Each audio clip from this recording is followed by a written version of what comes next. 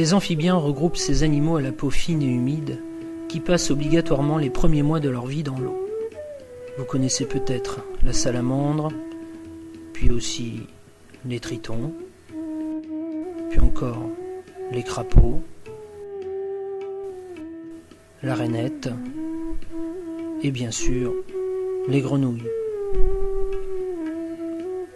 Pour beaucoup, ces dernières sont toujours vertes et passent tout leur temps dans l'eau.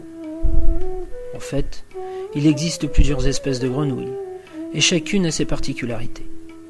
Afin de mieux les connaître, partons à la rencontre de nos 3 grenouilles, la rousse, l'agile et la verte. La grenouille rousse est trapue et mesure environ 7 cm.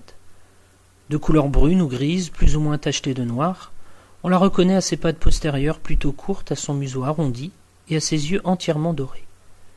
C'est une espèce terrestre qui passe l'essentiel de son temps dans les sous-bois et les prairies. Dès janvier, lors d'une période de redoux humide, elles sortent de leur sommeil hivernal et rejoignent durant la nuit les flaques peu profondes des prairies humides et des fossés forestiers. C'est à ce moment-là que les mâles font entendre leur chant doux qui rappelle le ronronnement lointain d'une course de motocross. En quelques jours, elles s'accouplent et déposent leurs œufs dans l'eau. On assiste alors à un drôle de concert.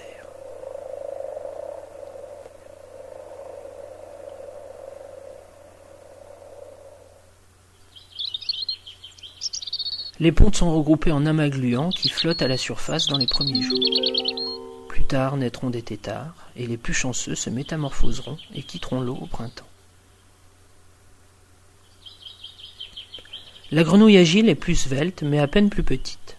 Également de couleur plus ou moins brune ou beige, sa peau est souvent moins tachée.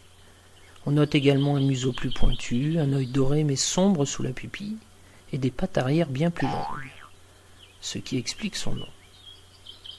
C'est aussi une espèce terrestre, fréquentant les boisements et le bocage. De février à avril, les individus se rassemblent, s'accouplent et pondent dans des mares ou des étangs. Les mâles font alors entendre leur chant peu sonore, souvent au fond de l'eau, rappelant vaguement le caquettement d'une poule.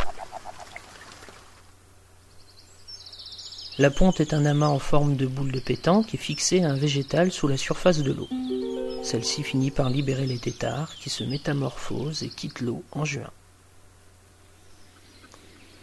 Enfin, les grenouilles vertes.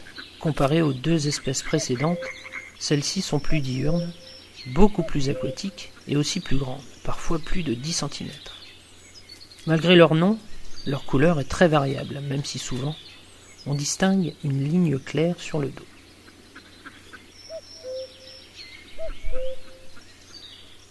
Dès le retour du printemps, elles se rassemblent au bord des étangs et des mares et font entendre leur chant très sonore. Les sacs vocaux de chaque côté de la bouche fonctionnent alors comme des caisses de résonance.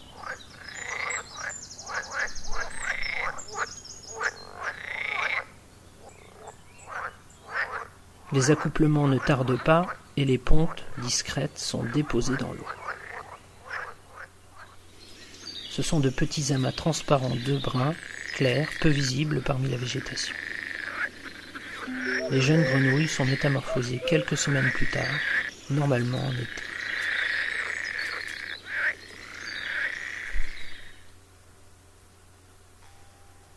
Si vous souhaitez apprendre à mieux les connaître, n'hésitez pas à sortir à leur rencontre.